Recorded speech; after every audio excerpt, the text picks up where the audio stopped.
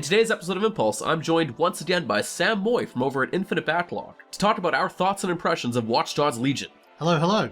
We just got back from EGLX 2019 where we both attended a developer panel and live demo, and we've certainly got a fair bit to discuss, so let's jump right into it. For those of you who haven't been following, Watch Dogs Legion is the next game in the Watch Dogs series, set in London in the near future, one of the most surveyed cities in the world.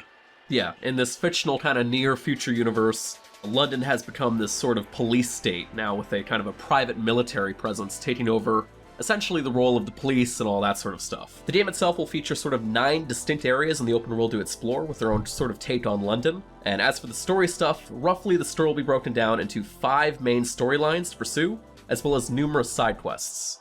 More or less the whole purpose of this game, whereas the previous Watch Dogs game sort of followed kind of a single story or a single type of character and more maybe a group of characters in 2.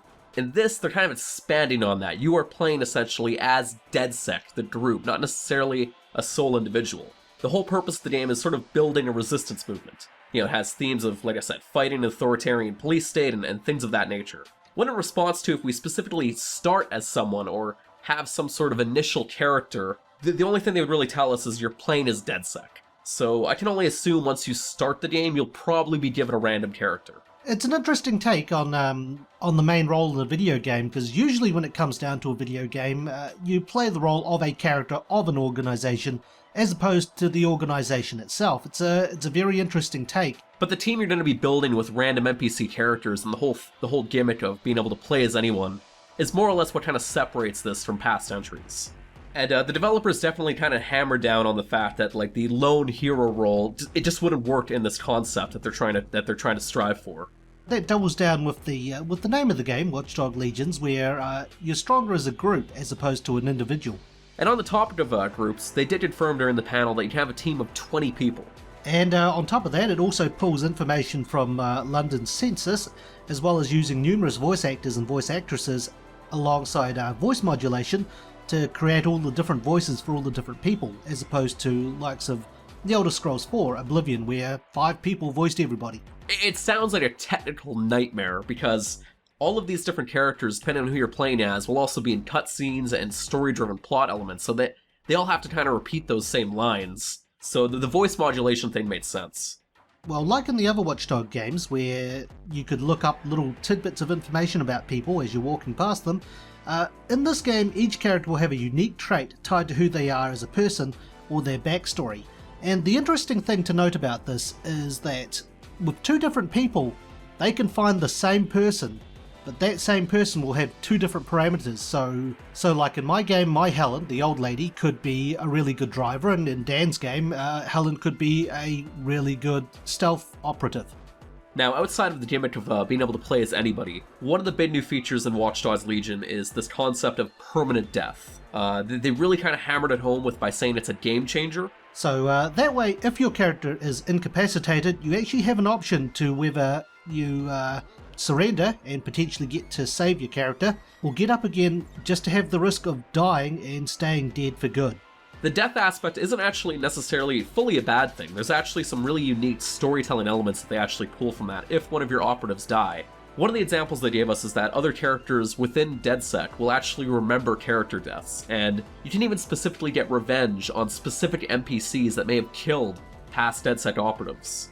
And other NPCs that your characters might interact with outside of DedSec operations might even change their schedules, like if they have drinks together, which they used as an example. One of the NPCs might go to the graveyard or something to mourn your dead person, or mourn the person you've killed. You know, things like that. Another thing to note is that permadeath is going to be across all game modes, so that includes single player and co-op.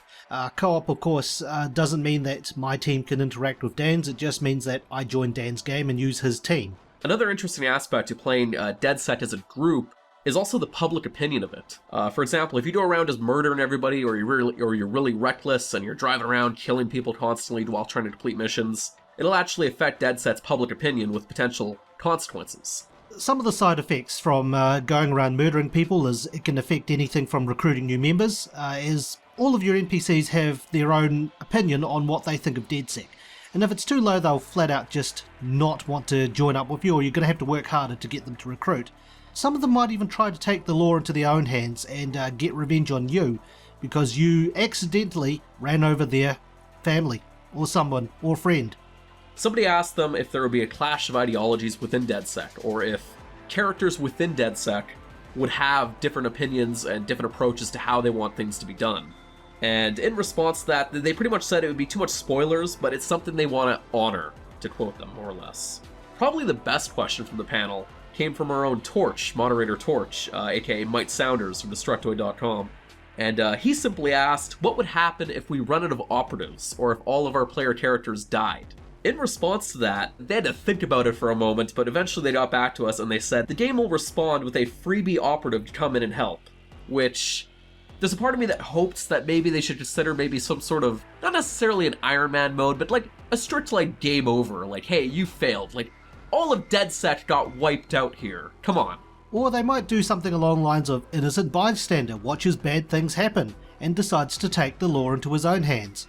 Yeah, we'll have to wait and see how it actually pans out in the game, but once I build up a decent DedSec team, I'm definitely going to try and make a separate save file, get them all killed, just to see what happens. But then following that, we also then checked out the live demo and presentation for the game. The demo was non-playable, so we didn't really actually get to play it firsthand. We more or less just kind of sat and watched while somebody played it behind a screen.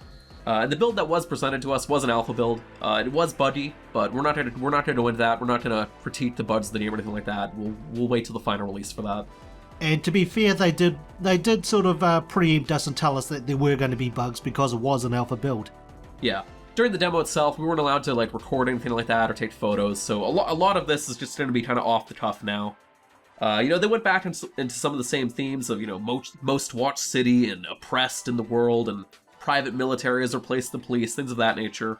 As for some of the actual gameplay elements, the hacking, more or less, I wouldn't say it was too much different from what I've seen in Watch Dogs 1 and 2. I'm sure there'll definitely be some new features and things like that. I think the spider bot thing is new, I'm not 100% sure.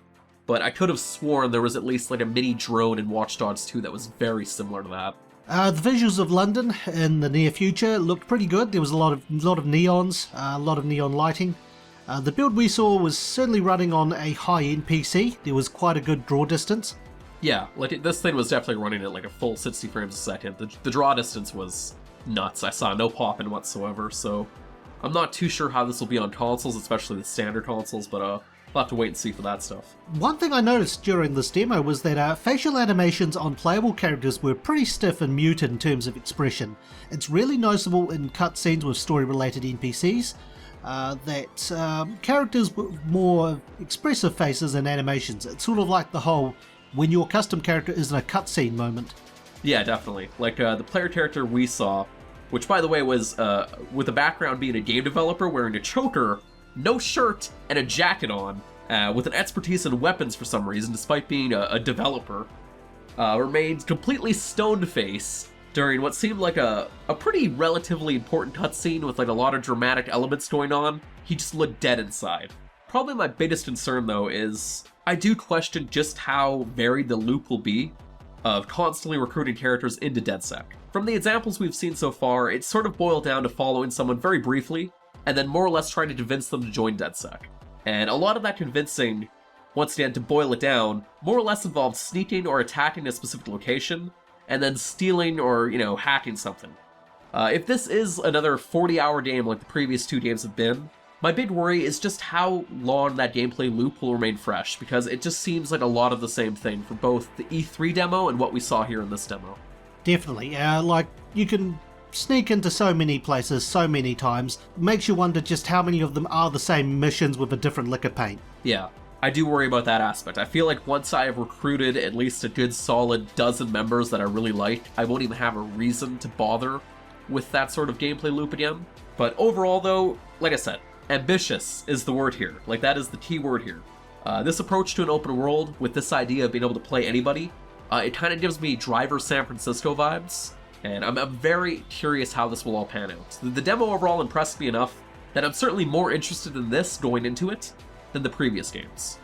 Yeah, certainly. It was very interesting from what I've learnt and what I've seen of the game, and I guess time will tell leading up to its March 2020 release. But what do you guys think of Watch Dogs Legion? Let us know down below. And for more Watch Dogs Legion coverage, everything from news, reviews, and more, be sure to head on over to Destructoid. Untitled.com.